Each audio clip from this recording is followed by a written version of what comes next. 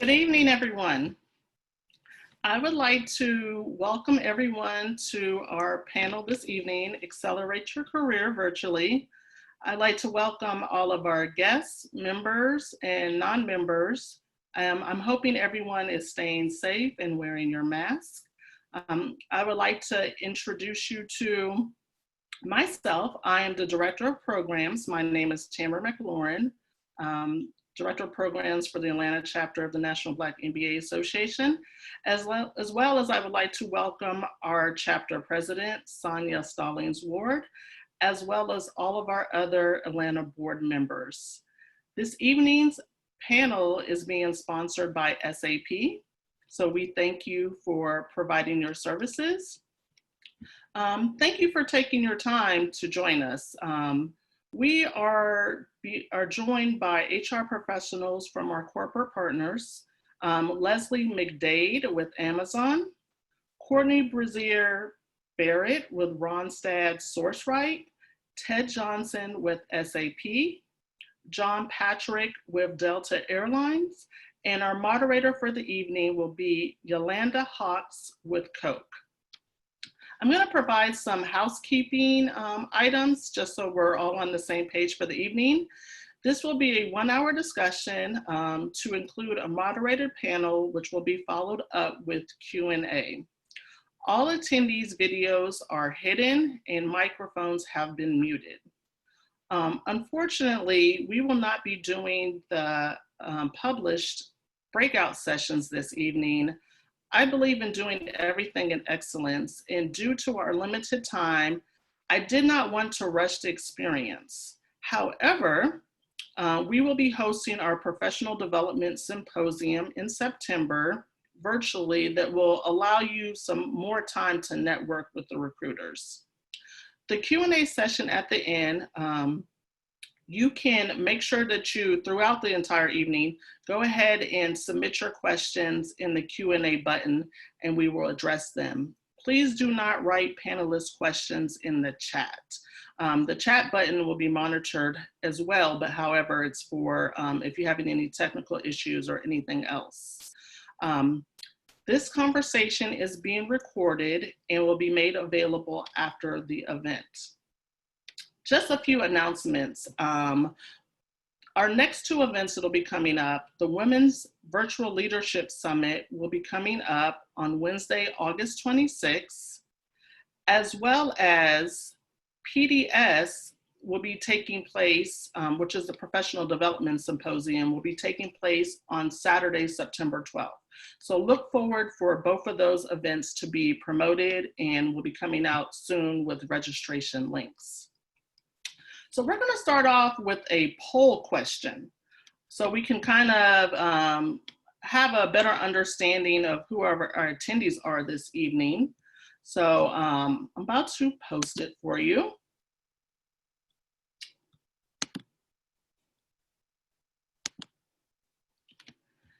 So we're wanting to know, what is your current employment status during coronavirus? So please take a couple of seconds to respond so we have a better understanding of where everyone is at this time.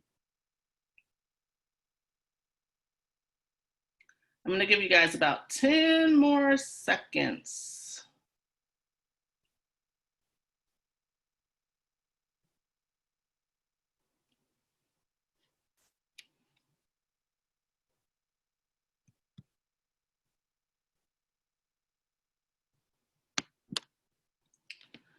All right, so it looks like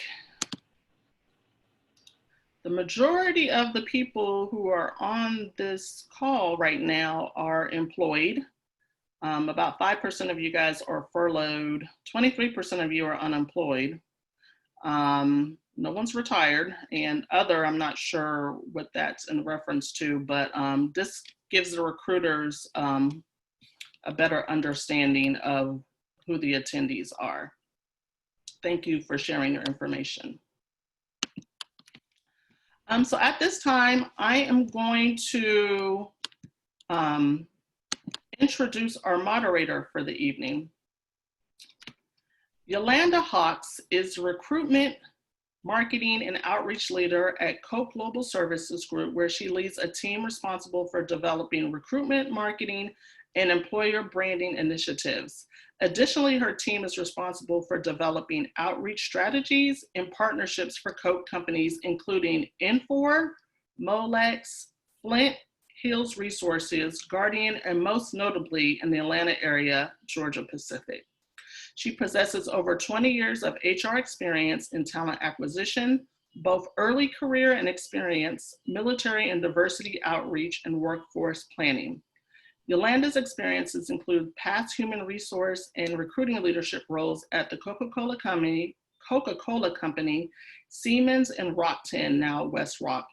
In addition to her career journey, her passion to impact the community where she lives led her to the United Way of Greater Atlanta, where she serves as chair of the African American Partnership, AAP, cabinet in the past, and currently serves as chair of AAP's 20th anniversary committee.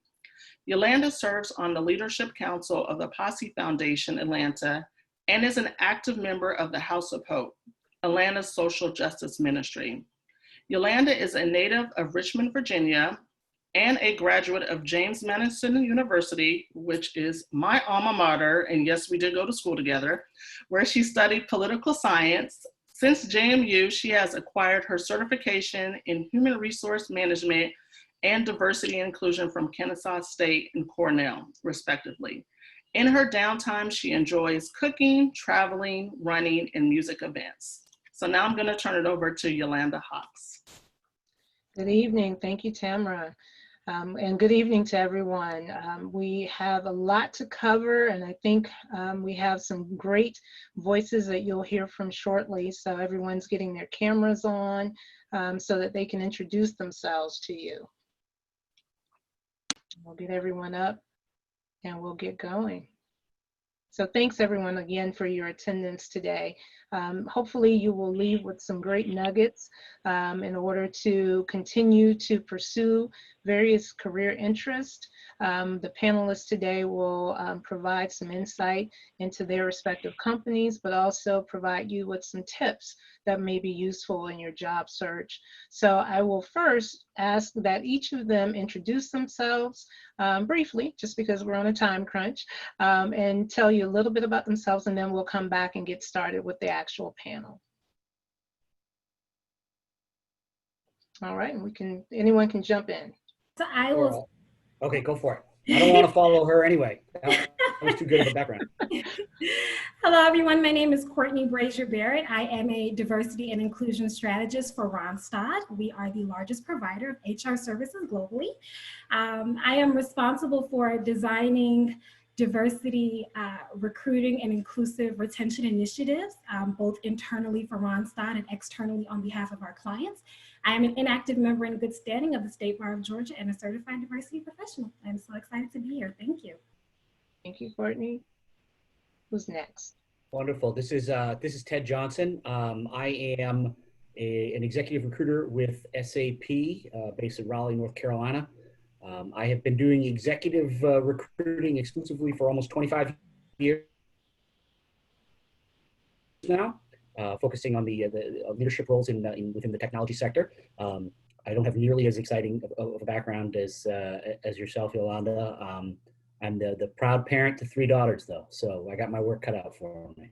Yeah, hopefully you also are prepared to fight there with 3 little ones. Who's next? Well, I'll jump in next. I'm Leslie McDade, and I am the HR leader for the Consumer Tech and Information Security Division at Amazon. So my team what does that mean? My team basically supports the technology platform systems behind the scenes that allow you to click and have your products and services delivered to your home. So I've been doing that now for the last 5 years. We're based out of Seattle. That's where the majority of our consumer tech leaders been. I've been in tech and supporting HR tech probably for the last 10 years. Great, thank you, Leslie. I'm sure you're not busy at all right now. Oh, just a little bit. All right. Finally, I'm John Patrick, but everybody calls me JP. I work with Delta Airlines, headquartered here in Atlanta. And I lead our academic strategy, which is a very wide net, everything from community engagement, workforce development, to all of our entry-level hiring, student programs, internships, co-ops, enterprise-wide. And I've been in similar roles at some of the bigger names around Atlanta, like Newell Brands, Turner Broadcasting, Airwatch, and at Georgia Tech with their MBA program for a few years. So usually when I do these, when I partner with this organization, some of my former students tune in. So I can't see you out there, but I'm sure you're there. Yes, thank you, JP.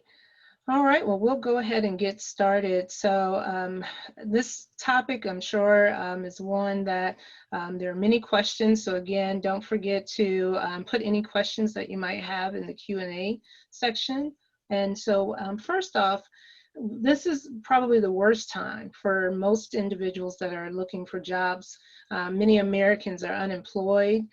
Social distancing requirements means that job fairs, in-person interviews, and networking events are all canceled. So there are hiring freezes, cutbacks at companies, but what we know are there's still some opportunities out there. However, job hunting now requires some flexible thinking and adapting. Now may not be necessarily the time for you to think about climbing the ladder to a bigger job, but it could be an opportune time to pivot and explore career opportunities. So we want to help you as best as we can and how you navigate this new normal, and really help to think about you also maybe being able to pivot in your career. So we'll start off with the first question, recruiting efforts. As I mentioned, a lot of them are on hold right now for companies, but some are still hiring. What can one do to maximize and optimize their efforts on a job search during this time? Any short-term solutions or anything that you all can offer in that regard? And I'll start off. I'd be happy to jump in. Okay, yeah. That's fine. So I would say that while I agree with everything you said about it being sort of, the strangest of times, it's also a great time to have conversations that you may not otherwise be able to have, right? So with recruiting workloads being lower, I'm having more networking conversations than I've ever had in my life, right? On the executive end of the spectrum, there's no career fairs, there's no any of that sort of stuff anyway. So the usual channels for me are always, if not, in person or on the phone or video. And those, I still have the opportunity to do that, and I've got more time than I'll ever have in my professional life to talk to people. So I would say, be persistent, identify the people that you want to talk to. And recognize that now's a good time to have an open-ended conversation or begin an open-ended conversation with an organization. Oh, that's great. That's great, and that's very true. Anyone else? If I could jump in. It's an interesting time, and I'll kind of piggyback what Ted stated, and that it kind of created an even playing field. Meaning everyone has to do the same thing in order to get there. And to his point, I'm having more conversations because I don't actually have to plan a time, get in a car and drive and have coffee. And more folks that I want to network with and have a conversation with are willing to jump on Chime or jump on a video or Zoom for 30 minutes. Because it's easier. They can do it from their home. So it's an interesting time, as he stated, because I think it creates a little bit more bandwidth to do some networking. You just have to be intentional and be very persistent on those that you want to connect with, and look at your LinkedIn and look at your network to figure out who you want to talk to and what companies and who is connected to that. So that's how I would answer that. Yeah. Intentional is the key, Leslie, right? It don't just say, hey, let's talk. I really want to work at Amazon someday, right? Come with a perspective and an objective to the conversation. That's perfect. Absolutely. And I would just quickly add a little bit to that. I think one of the key terms there is short term. And from that poll, I was surprised to see 25% of the folks on this webinar are actually unemployed. And if you need a job tomorrow, you do have somewhat limited resources. It's like when you have a contractor come, do you want it fast, cheap, quality? If you need a job really fast, you're at the mercy somewhat of the job market, and networking sort of has to happen a little bit faster. And I'm working with a lot of people that are doing this two-pronged approach where you're looking at job postings. You know, if you had a longer timeline, a year or 2 years for your next change, you can really spend time planting seeds and developing a rich network and then going after target companies. But if you need a job next week, that's a little bit different of a strategy. So I think you're kind of looking at the job postings and then cross-referencing with your network using tools like LinkedIn to do that, or just to start by looking through your network. And this is a reminder that you should connect to every recruiter or HR professional that you've ever worked with, because when you go into your connections and use terms like that, you might be surprised with where some of your friends or former colleagues have ended up. And then you can look at jobs posted with those specific companies to kind of fast track that networking process when the need's a little bit more immediate. And if I could just add one more thing that I think about, that some of the larger corporations like Amazon, I know that Netflix, and I know Microsoft and some of the Facebook, they're doing panels like this, and they're doing networking events virtually. Join them. Learn names and learn more about the organizations. They're taking names, they're taking lists, they're in order to fill their own pipeline, and that's an opportunity. That's always an opportunity. No, those are some great tips, so thank you all for that. I think what I also see and understand is a lot of people are also looking at other things that are of interest to them. So when you think about how do you pivot, some of us have other passions, we have other interests that might be an opportunity available for us to make that shift. And what we might say, they might be leaning into their side hustle a little bit more as their main business. Does anyone have any thoughts about how you can pivot during your career? Pivot your career during uncertain times? And it may be the side hustle as an option, but any other thought there as well? I can get that one started. I think in my former role at Georgia Tech, I worked a lot with evening MBA students, and these were folks in many cases that were going to get their MBA because they wanted to make some sort of a pivot. Maybe not with A, but I think that having that graduate degree or additional certifications, upskilling in some way, and really hitting your network hard gives you, after an honest assessment of, I need A, B, C, D, E skills, and I only have A and D, you got to fill in some of those gaps with either education experience, but sometimes if you have a strong enough network, people are willing to overlook some of those gaps because they know you possess some of those soft skills that are a little bit harder to train. So I think it's sort of a blend of enriching your network and identifying specific hard skills that now is a great time to fill in some of those gaps. I think kind of aligning with that, and also with what Yolanda said about really digging into your passion. Not only digging into your passions, but finding out how those can align with a current need. I have a friend of mine who has a professional career. She does designing special pieces on the side for clothing. And when this all happened, she had the idea to create masks. She like personalized masks, and she sold like 600 of them. And literally she had never, her side thing with designing was always on the side, it was a passion, but she never really dug into it until she saw an opportunity here, and she maximized it to the millionth degree. So definitely not only finding that passion, but finding a way to kind of tie it into what's going on, getting creative, getting innovative, and seeing how you can solve a problem. Yes, that is amazing. Yes, there's some good stuff out there as people are making those shifts. So that's great to hear.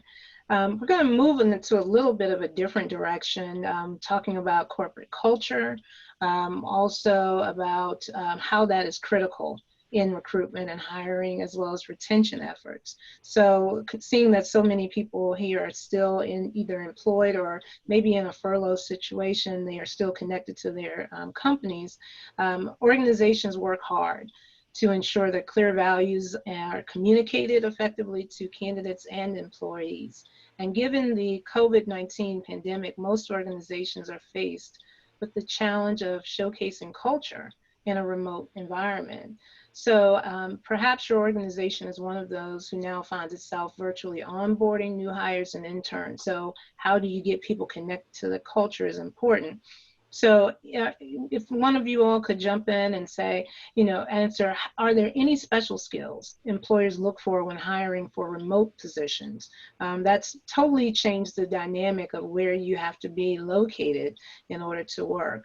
So any recommendations in that regard? Yeah, I think that remote at any level, at any point in your career, it underscores we always talk a lot about managing by influence and your ability to influence. Maybe if you're managing a team that's a dotted line to you as opposed to a solid line to you, how do you influence people to get on board with a common goal when you're not their manager or you're not their boss? And that is, that people who are weak in that area, that is exposed really quickly when everybody can just click and hang up on you, right? Or when we're in a virtual environment. So I would say your ability to bring people together and to get people excited about a goal and to buy into a common goal in this time, that is gold right now for us. Anyone else? I would wholeheartedly agree with what Ted said. Those are things that we assess in general, but right now that's a big thing because you're virtually meeting people. You're not able to do drive-by conversations and things of that nature. And I'll just add to that, and we have leadership principles, like 14 that we live and die by, but one of them is called bias for action. And so in this environment, you're sitting at home, sometimes you can kind of get lulled or laxed into what's happening around you, which is very easy to do. We all do. And so the ability to see something that needs to happen, all those things that Ted said as far as influencing, and then having, creating it and making action out of it and being able to deliver results in an ambiguous environment, that's golden. And those are the things that we're going to look for. And when we're assessing our culture, which we pride ourselves on our peculiar culture, we may ask a question of, how do you make a mistake? Did you make a mistake? I want to understand, did you understand that you made a mistake? Were you taking a risk? Was it a calculated risk? Were you willing to, to influence and push? Did you learn from it? And then what are you going to do about it next? And so it's not necessarily about the mistake that you made. It's more about how you managed through it during this time. And since we're so ambiguous, there's an opportunity to be able to, innovate, incubate, deliver all kinds of things. And we want to understand which level you're at and how you manage through that. Leslie, in your experience, is the only wrong answer they don't know what their thought process was? Okay, I thought so, yeah. Yes, you want to understand exactly what your thought process is. What data did you use?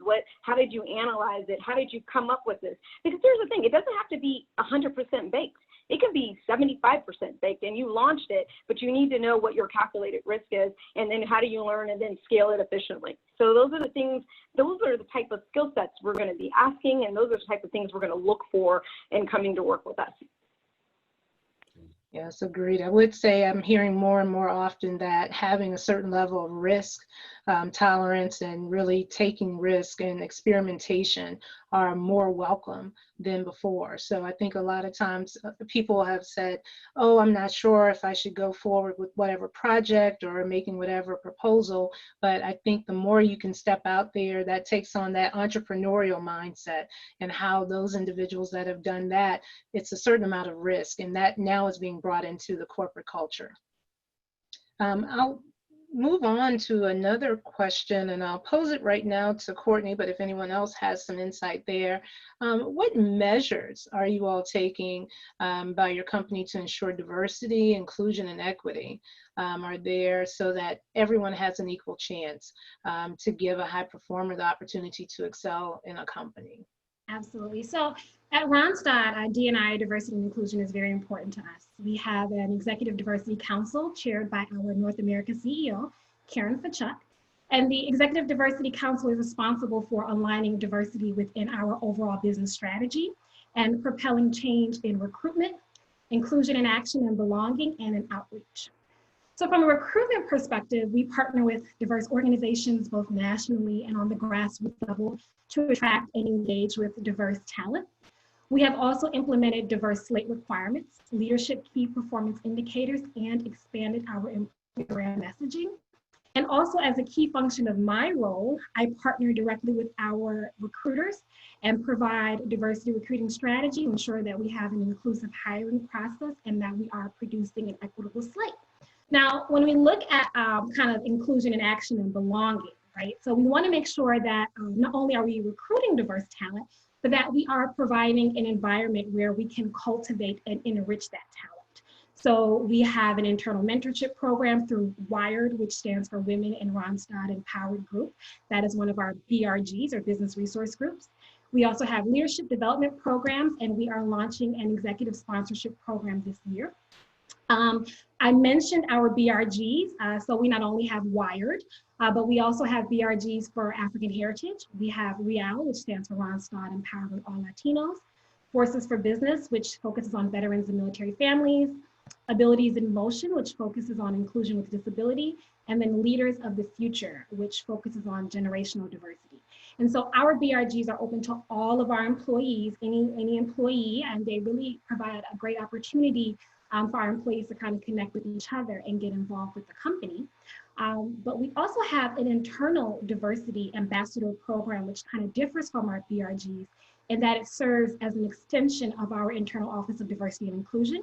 And so our internal diversity ambassadors, they are responsible for helping to drive our diverse initiatives, both internally and externally.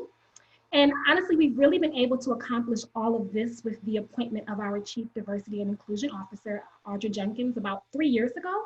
We are actually the first major staffing company to appoint a Chief Diversity Officer. And what's really unique is that she reports directly into our CEO. So at Randstad, diversity is really a function of our corporate governance as opposed to just being a function that falls under HR. So I'm very proud of all the great work that we're doing. No, that's wonderful. Does anyone else have any thoughts around some of those areas, diversity, inclusion, or equity? Yeah, well, just to second what Courtnie said, Delta has a very robust, dedicated team, holding folks cross-divisionally accountable for their support, business resource groups. I think that it's just sort of baked into our DNA, everything from recruiting to talent management to seems like weekly town halls, especially recently, where everybody at Delta has sort of bought into this, and it's just a piece of who we are. It's been that way since I've been at Delta, for sure. Great, great, great. So, you know, the good thing is that it is now top of mind, I think, for many of us in various roles, but it's not just a recruiting or an HR initiative anymore. It seems to have a business imperative and involved in that. So I think that's where many companies are seeing the importance of this. So this is good to hear. In another area around just sourcing, I wanted to ask John a question since you've had the academic background. I don't know how many individuals are either students, some may be part-time or full-time, but we have many student members who typically engage in traditional on-campus recruitment. With the shift to virtual learning now, how can students engage with companies in the next normal for internships or full-time employment?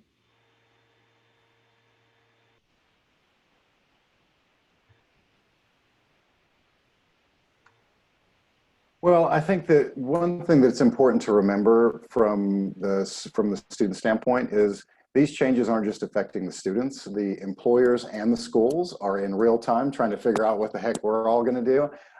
But this has been something that we've all sort of had the summer to plan. So the schools, most of our core schools have already announced their shift into virtual events. You can still use the same internal school job boards to register for info sessions. They'll just be virtual instead of in person. Same thing with most career fairs. And I would say my first piece of advice would be to connect closely with your school's career center. They'll have their fingers kind of on the pulse of what the employers are doing. And a lot of the schools are asking employers to kind of flow through them. On the other side of it, from an employer standpoint, virtual recruiting is nothing new. You know, kind of like what Ted was saying, you know, this certain recruiting roles, this isn't much of a shift. There's always been virtual interviews and assessments. Well, not always, but as of recent, and many employers that, especially the most cutting edge when it comes to university recruiting strategies, have faded away from the boots on the ground presence in favor of virtual info sessions and networking and panels and virtual mentorship programs and things of that nature.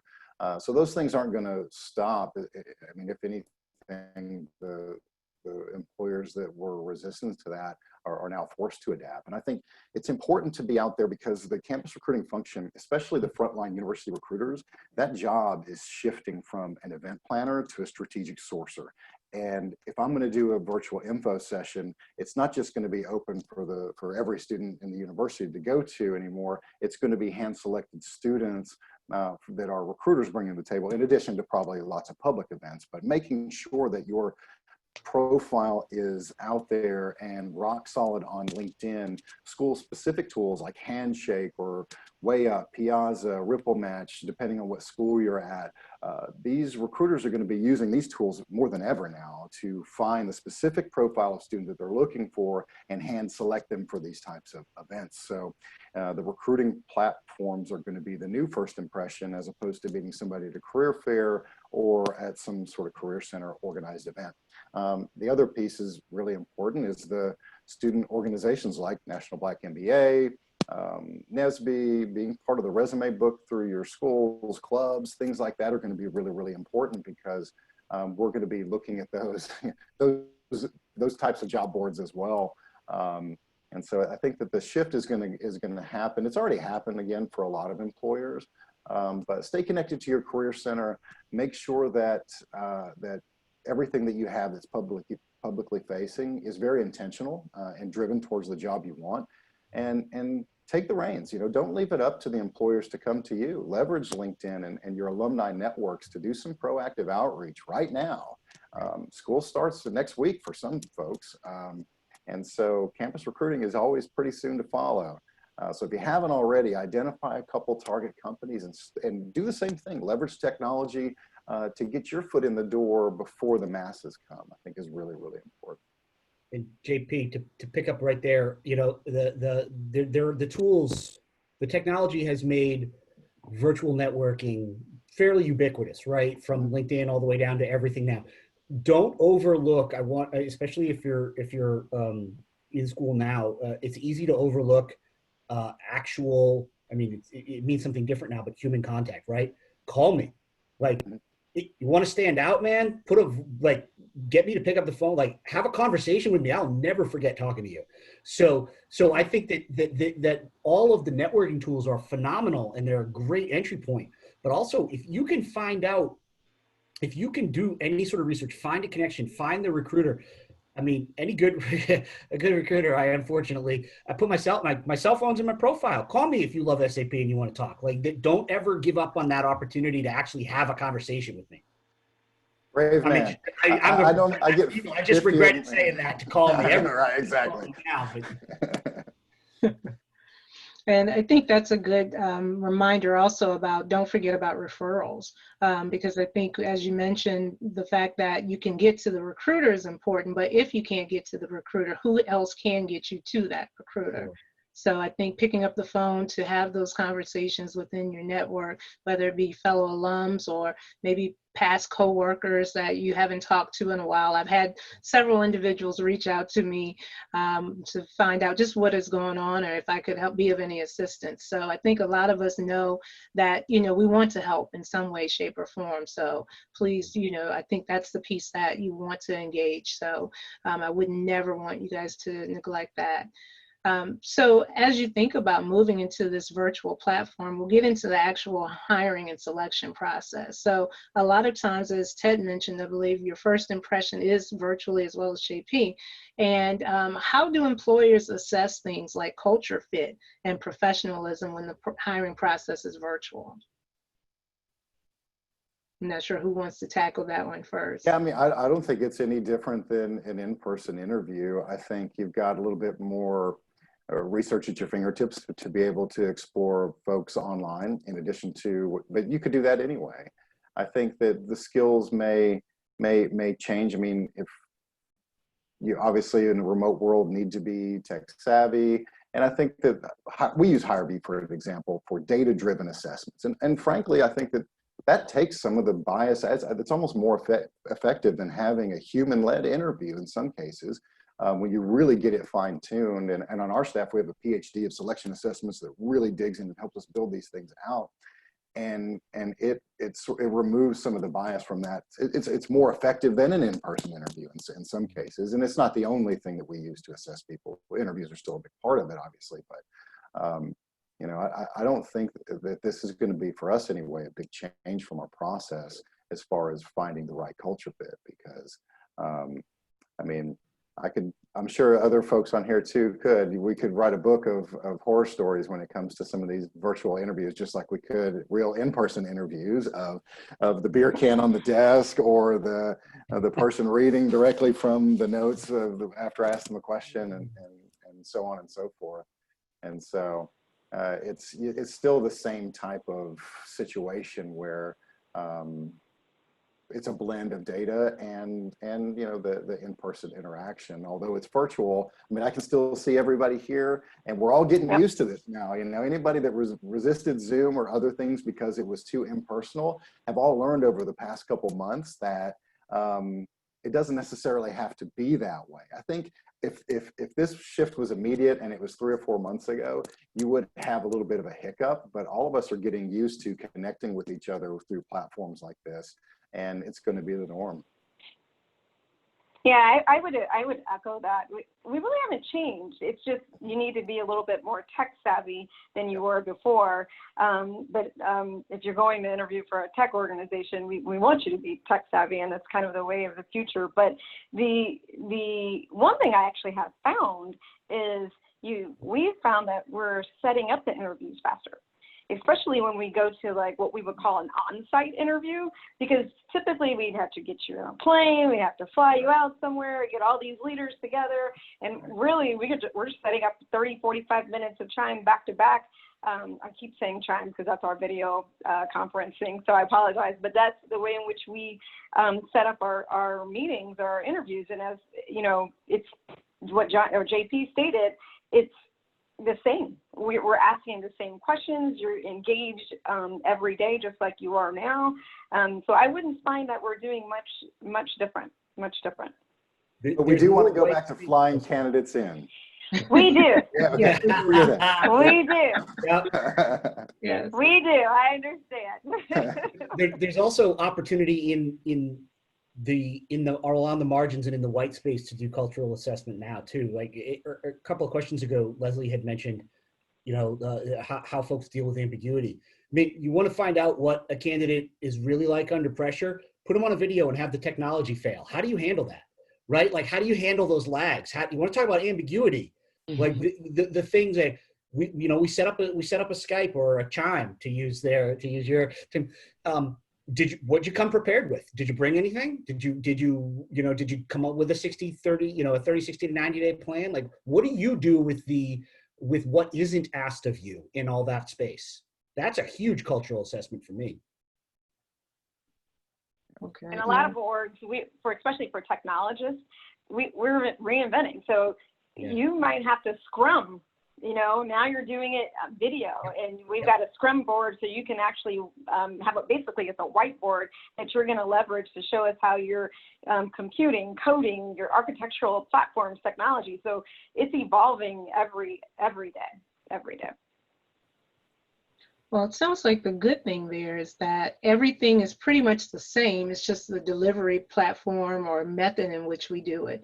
When you have an in-person interview, you would expect some of the same type of deliverables when you come in, and someone can really work through, oh no, your flight was late or traffic was bad or anything. So it's similar to if technology freezes or any of that type of stuff, but we just have a different platform in which we're having those conversations. So that's great. That's great. So any tips to prepare, any additional tips when you think about the virtual environment? Definitely one of the, I'm sorry. No, go for it. One of the things is we've been doing virtual interviewing for even before all of this is definitely wanting to make sure that you are in a quiet place to take the interview. You want to make sure that there's not a lot of background noise. If you have roommates or anything like that, if you maybe, when I used to do university recruiting, and oftentimes students would have issues with their roommates being loud, so sometimes they would go to the library or somewhere, another quiet place. Other things you want to do is log on early and test we talked about technology, making sure that your equipment is technically sound, mic, your lighting, sound, everything that you need. Of course, dressing professionally and always maintaining a professional demeanor. So like we said, we're pretty much assessing you in the same way as you would have come in for an interview, looking at your professionalism, looking at your dress. As usual, same way, researching the company and preparing questions. And then I like to say, and this is especially good for those on-demand types of interviews, is to kind of prepare talk tracks or elevator pitches about yourself, about your experience, things that you can quickly and easily kind of turn out when asked. And then treat it like any other in-person interview, really. Really, the biggest difference is that you're just, you're in a different environment. You're not in front of them face-to-face, but it really, outside of that, you definitely want to treat it the same way. So I think that the issues that I've seen through this really involve that, you still want to make a connection, whether it's virtual or in person, and something as simple as making eye contact. You're talking to the little dot right there, not the screen down here. So just getting used to speaking into the camera, and when the interviewer is speaking, shifting back to your screen is important. And I think that when it comes to prep work, nobody is harder on you than yourself. Everybody is kind of their own worst critic. Is to get out some practice job questions. Look at that job description and think of what are some obvious questions they may ask. Pull out your phone, hit record, and try to go through and answer them. And when you go back and look at that, it's going to be pretty obvious the types of things that you need to tighten up. And if you get that really smooth, then it makes it easier to connect. You got to get through the technology to make that connection. I think is one of the most important things. And if you're not practicing with it, then it becomes more difficult and choppy the day of. Agreed. Well, what we'll do now is open it up for some Q&A. It looks like we have over 88 participants and some questions in the Q&A. So I'll turn it back over to Tamara.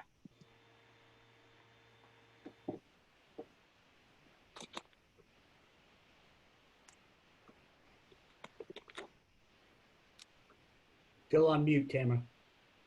Hey, there's that technology right there. We can roll with it.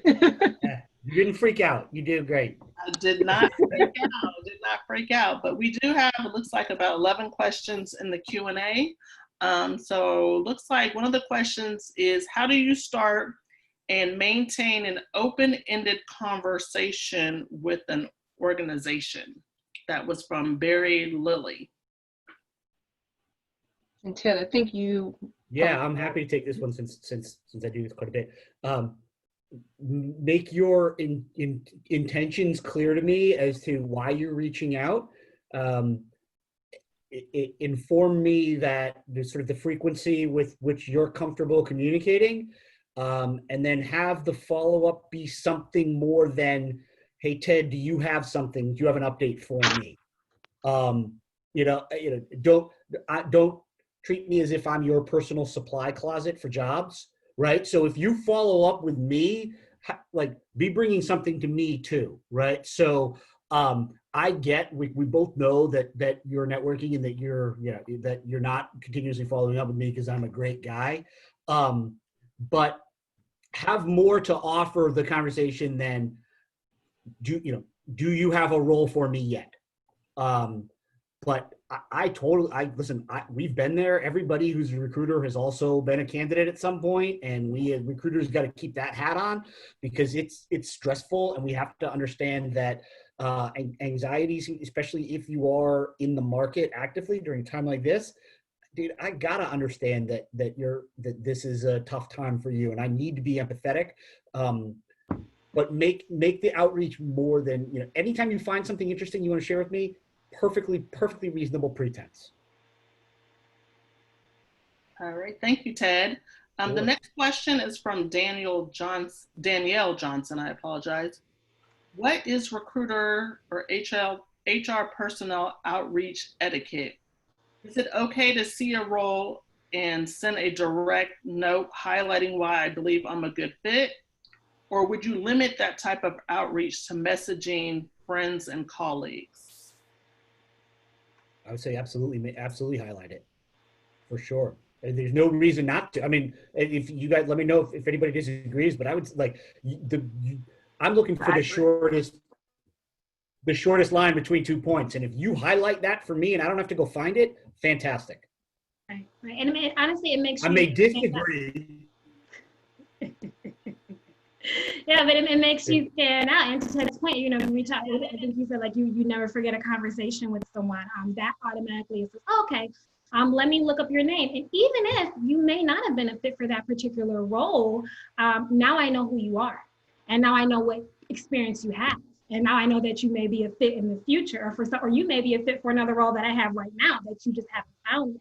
So I recruited, I have, over 10 years of talent acquisition experience, and I started out back when you used to be able to do long Boolean searches on LinkedIn without having a recruiter license, like, back in the day. And so I was all about networking and building up your network and connecting with people. So any recruiter that's worth anything is gonna absolutely wanna talk to you because we're always looking for talent. Okay, So, I'm gonna send it over. I also wouldn't. I was just going to add that part of that question was, should you do that or reach out to friends and networking with folks you know at the company? I don't think it's one or the other. I think it's both. It's a dual process. Recruiters, at least at Delta, for example, last year we had 1.3 million people apply to jobs at Delta, and if they all sent the recruiter a note, you might not hear back right away. But if you actually know somebody there or have some loose connection through alumni network or through a professional organization, setting your sights on who's the most likely to respond is always a good strategy as well. But if you're LinkedIn Premium and you can see the recruiter that posted that job, I mean, that's why they do it. That's why their name's attached to it. So send the note away. But sometimes you're more likely to get a response from someone with that if you lead with what you have in common, some sort of connection. Okay, I'm going to actually turn it over to Yolanda. She's going to continue monitoring the Q&A. Yes, so looks like the next question is, although we're in COVID-19, the pandemic, there are companies that are still hiring. How do you get access to the hidden market? I think there's this thought that there are hidden markets out there. How does one get access to that market? And that's from Chandra Gaines. Well, that's a great, I'll take a stab at that. I think that the hidden market is really, I would use the example of, me as a manager of a team. If somebody came to me and gave me a 2-week notice, do I want to wait 2 weeks for the job to post, let it breathe for a month, start interviews for another month? If it's a really mission critical job, I'm going to immediately think in my network, okay, before this gets too late, who am I going to reach out to and tap? And that's a version of sort of the hidden job market. But there's no way to really predict who and how you would start getting access to the hidden job market other than just building a robust network that somebody could potentially tap you when the time is right. I don't think that there's an exact science to saying this is, there's no turnkey method here's the hidden job market, now you have access to it. It's really how tight are your relationships with the places that you want to be, and did you network the most when you needed it the least? And I think that networks are not like, you can't plant a flower and then yell at it to grow. You have to water it and love it and get it sunshine, and over time that turns into this giant bush that has lots of flowers, and you've got something you can really leverage there. I don't think there's an easy answer to the hidden job market. I think it's just playing the long game with your networking strategy. Yeah, sorry, go ahead. No, I would just tag into that. I think it's something actually that Ted stated with regards to, and what JP was alluding to, is you plant a seed, you have to water it, which networking is really building relationships. And so if you're going to contact a recruiter, HR partner, referral, friend, whomever, it's helping them understand what you're doing, how you can assist, building that relationship over time. So when those hidden jobs come up, they can pick up the phone. It's like, hey, I remember Ted. He and I talked about this. He has this experience. It may not be you this time, but it could be someone else within that network, because we're not going to post it. It's not going to just completely be out there all of a sudden for you to see. It's about the relationships that you build. Yeah, and it's not, the hidden job market isn't, it's a description. It's not an actual thing, right? So it's a series of individual hidden job markets that exist in the brain of those hiring managers at a point in time. So that's not a thing you can tap into, but what everybody's saying is you can put yourself in the best position to be front of mind when those things happen within your network. I think that's all you can do. Those are some great tips there. One thing I wanted to ask that is similar and related, it's how could you set up your LinkedIn profile to represent skill sets, especially when you're talking about building that network and potentially tapping into something that's not even really defined yet. Anyone have any thoughts about that way that you could build your LinkedIn profile to represent your skills?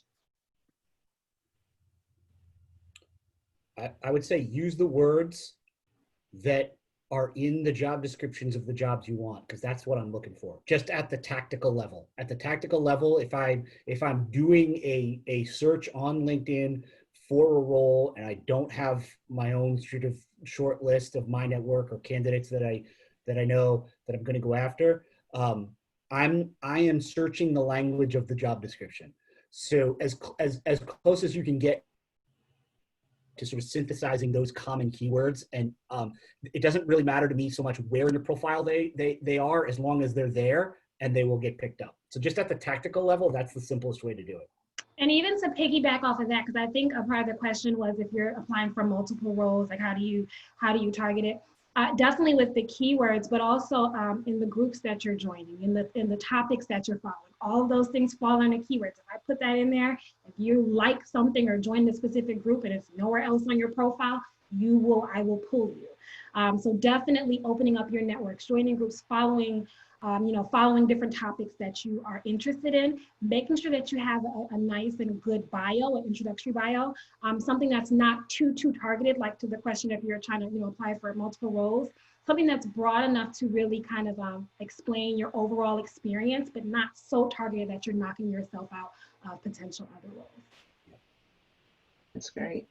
So one other thing that I think we've talked about a little bit, I'm going to go to one question that's related to the students. Someone mentioned let's see, where is it? I lost it, I'm sorry. If they're looking for their first internship, a lot of companies are assuming that companies are looking for people with prior experience. Any thoughts that we can offer in this particular environment, considering the times that we're in? Right. It's like, how in the job description can we be looking for a junior that has 5 years experience, right?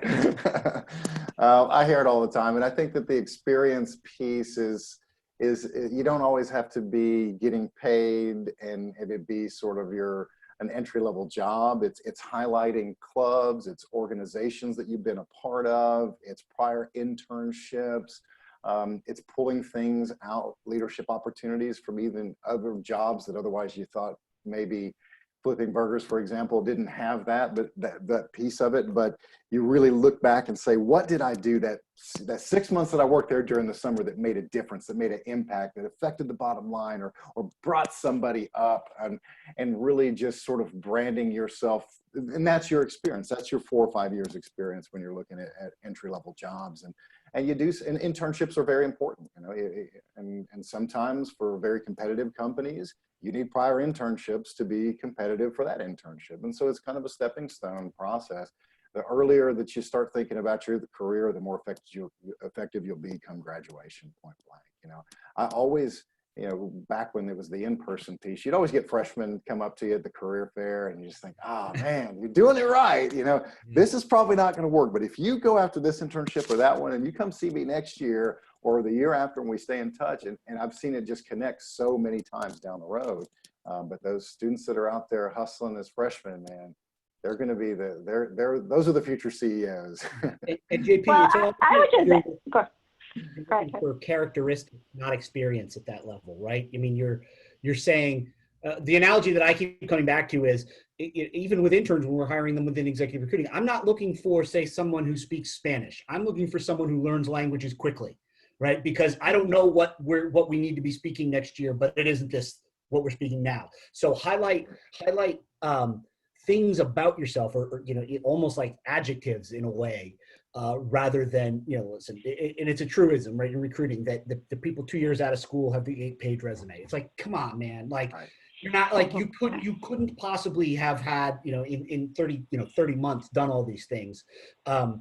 But, help me get to like the innate abilities in you, rather than and I think most students don't take advantage of all the opportunities on campus. Like when I worked at CNN, you would have intern applicants that could show that although they never had a quote unquote job in journalism, they were the editor for the school paper. They ran the camera for the school TV show. They were the president of this club and that club, and maybe had an internship at a local paper. Or they were on air at the college radio station. Yeah, exactly. And then boom, there's your 5 years of experience. I'd like to actually take a step back with that, in that all of that they're saying is correct. But I will say, and I'm just going to put out there, as an African American, sometimes you don't have the opportunity sometimes you have to work and go to school. So you don't always have the bandwidth to do those different things. And so when you go into those organizations and have those conversations, your experience and your ability to actually work, maybe part-time and full-time, and go to school, that is experience and passion and desire that is all in itself something that most leaders would like to see. And if you're in a technology person, computer science, engineering, software development, we look for interns at freshman year because likely you know how to code. So now I need to teach you how to code in my environment. So don't just think that you have to do, some people are great with the personality and doing all those different organizations, but at the same time, if you have to work every day and go to school in order to make that happen, that's okay. That is great experience as well. And it's showing us a work ethic and a discipline that we're looking for that will help you grow in your career. And an ability just to figure it out. Whatever it is, you can figure it out. Figure it out. Yep. And so to Leslie's point, being able to speak to that though, using everything she said and turning that into a selling point. Yes, I don't have experience here, but let me tell you what I've been able to do. I managed these shifts. I was able to do X, Y, and Z. Sell yourself is so important, especially as a student. Yeah, and to that point, there were a couple of questions also in here about volunteerism, community service. If you're coding, for instance, you may do that for a particular organization that you're a part of, or maybe you want to get into some type of production or something like that, and you did that for your organization while you were on campus, or volunteering maybe as a experienced professional. So we are right on time, and I hate to cut this off because there is quite a few more questions here. What we'll do is try and get some answers for folks afterwards, but definitely want to thank everyone for your time and for your just sharing of your knowledge. And so I'll turn it back over to Tamara. Yes, I would like to just thank everyone for joining us this evening. I would like to thank our panelists. We appreciate you taking time out of your schedule on a Monday evening. Unfortunately, like Yolanda said, we had so many questions. I feel bad. So we're going to do our best. What we'll do is send the questions to the panelists and see if they can answer them. We do have, I believe, names attached to most of these questions. And see if we can get that information back to you. But thank you again for a wonderful evening. Thank you to SAP for sponsoring us this evening. And you guys enjoy the rest of your evening. Take care. Thank you. Thank you, guys. Hi, everyone. Thank you so much. Thank you.